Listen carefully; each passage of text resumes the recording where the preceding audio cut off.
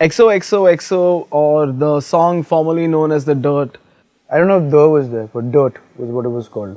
was Amitya's creation. It's called The Dirt because I was reading The Dirt, which is the autobiography of Mötley Crüe at that time, and it's a phenomenal read.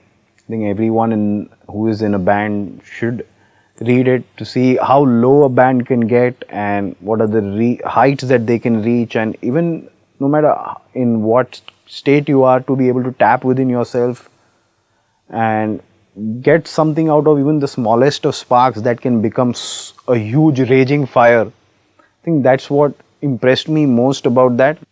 Rahul will be the best person to tell you about how this riff was heard by all of us in the jam room for the first time. Very honestly, when Aditya first brought the song in, my only reservation was, does it sound BM? Like, is in the context of what we've been writing all these years and the kind of noise we make, is this our kind of noise? First time I heard the song, I thought I walked into the wrong band's jam. Because like I said, it does not sound like a BM song at all. I think he was listening to a shitload of Mötley Crüe at that point. Wanted to write something in that vein because they are one of my favorite bands.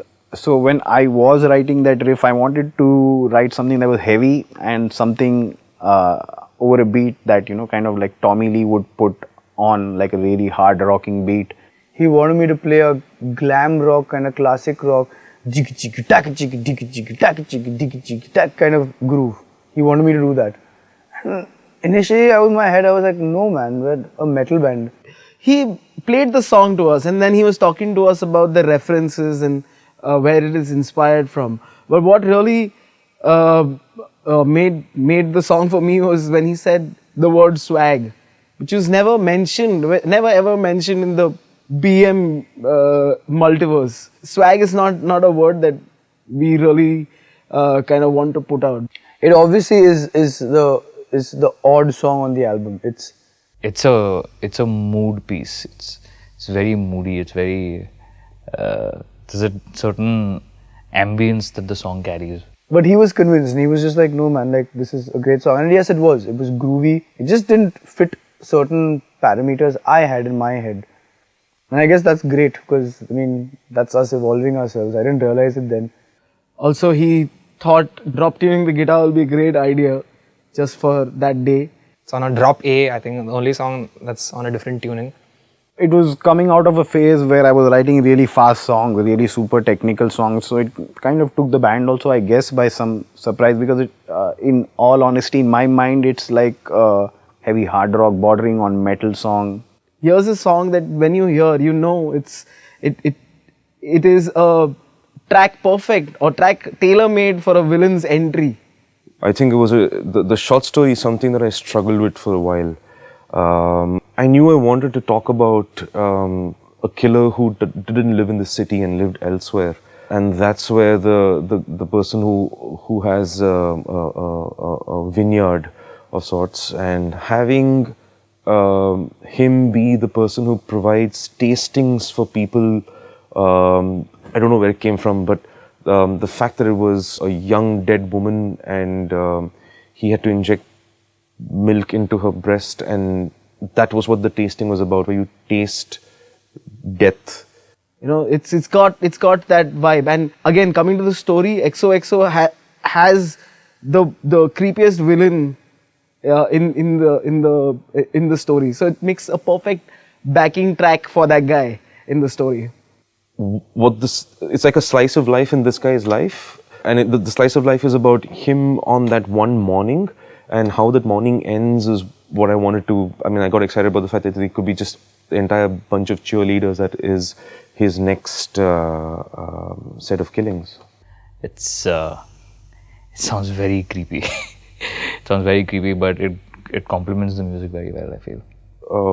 So the lyrical content on this on this song is place yourself in the place of the protagonist who's gone to the school to watch the cheerleaders do their routine in the morning, and the song is actually playing out in his head, and he hears the cheerleaders chant out XOXOXO because those are the visual symbols that he's connected with them.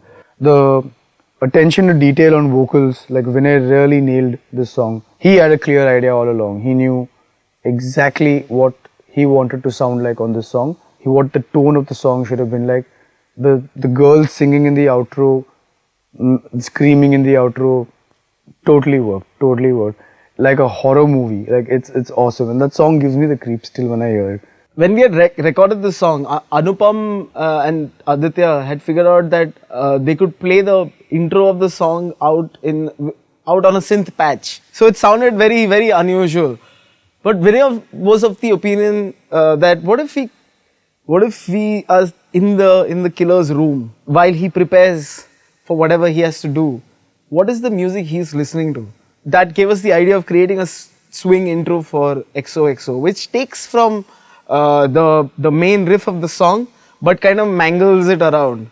So it was an idea where Vinay said, hey, just record that drum part, no? Like, I mean, you're setting up a kit and just record it. To the best of my knowledge, I played a jazz part, a swing part. And yeah, I just played it and forgot about it, like, literally. I was against it in the beginning because I was of the opinion that we'll end up with 2 intros for the song. And when one day before the last day we have to finish the album, in a late night cram session, Vinay still thought that we could try it out. And literally in a matter of 2 hours, Ishan plugged into Baba's portable setup here, recorded bass, and Venki's programmed some keys. And we got it to sound like a dirty 3-piece jazz band. And when we hear it now, we realize it's worth the effort, although we went through the motions to get to it. It just took life so fast. I really didn't have much to do about it. It's a really simple song, and those are the songs that I love most, which come together fast, because then it's a clear expression of an emotion rather than having to be thought about. I really liked the idea they had to begin with, where they'd go back to the main chorus right at the end, and then after the chorus is over, break it down, as in not go heavier, but bring it down, like calmer, but still go on the same riffs, like where Amitya sort of plays the same riff, but palm mutes it or just brings the dynamic down.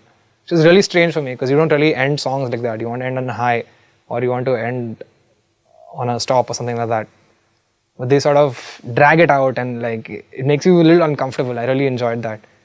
It was just, I just wanted to write a dirty, sleazy, hard rock song.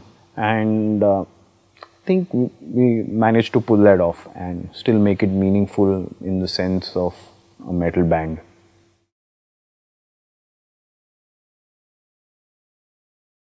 I think the only discussion we had regarding the song was how many XOs should be there. Should there be 3? Should there be 4?